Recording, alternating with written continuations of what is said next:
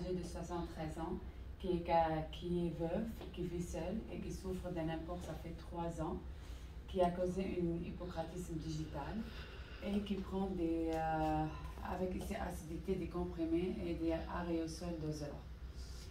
Elle est cachexie et la cachexie nécessite un enseignement sur l'alimentation, de le peser une fois par jour et une consultation de nutritionniste. Pour son IMPOC, il faut l'enseigner pour les signes et les symptômes d'exacerbation de l'IMPOC. Elle était hospitalisée pour une dyspnée importante, accompagnée d'une expectoration verdâtre qui mène une exacerbation aiguë de l'IMPOC. Alors, on va commencer avec l'expectoration verdâtre qui nécessite une culture d'expectoration et qui nécessite ici aussi une hydratation de 3 litres par jour. Ok, alors pour le IMPOC, c'est ma collègue qui va continuer pour le PSLG. Voilà, ça IMPOC entraîne la dyspnée importante qui a entraîné une expectoration verdâtre. Tout ça mène à une exacerbation de sa IMPOC et qui va être soulagée par une position tripode traitée par la cortisone qui va nécessiter la surveillance de la glycémie capillaire et puis de la prise des antibiotiques.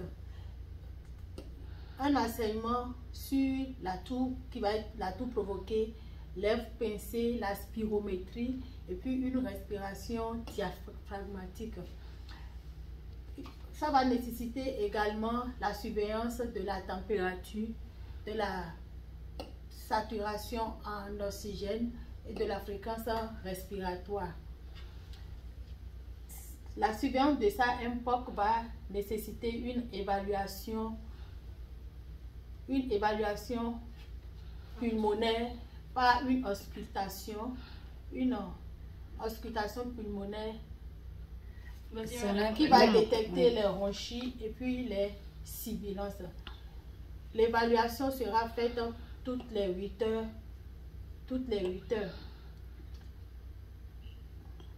Son exacerbation se manifeste par... Son exacerbation de la IMPOC se manifeste par une hypoxie, une cyanose péribuccale, une température à 38 degrés C et puis une fréquence à 104, une saturation à 84% à l'air ambiant et puis la fréquence respiratoire à 32 respirations par minute. Un état général altéré.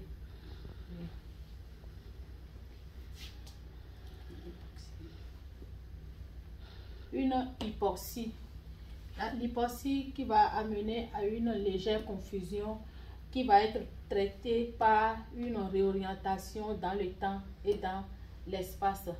L'hypoxie va nécessiter également l'oxygénothérapie via lunettes nasales et puis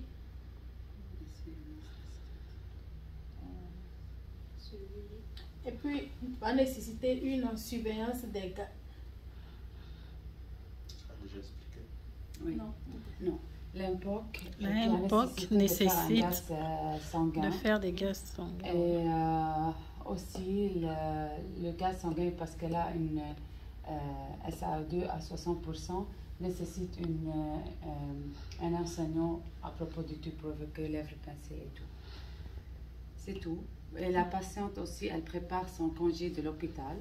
Alors, elle a un plan d'action d'IMPOC et elle va être suivie par un radiopulmonaire et un pneumologue après 2 semaines.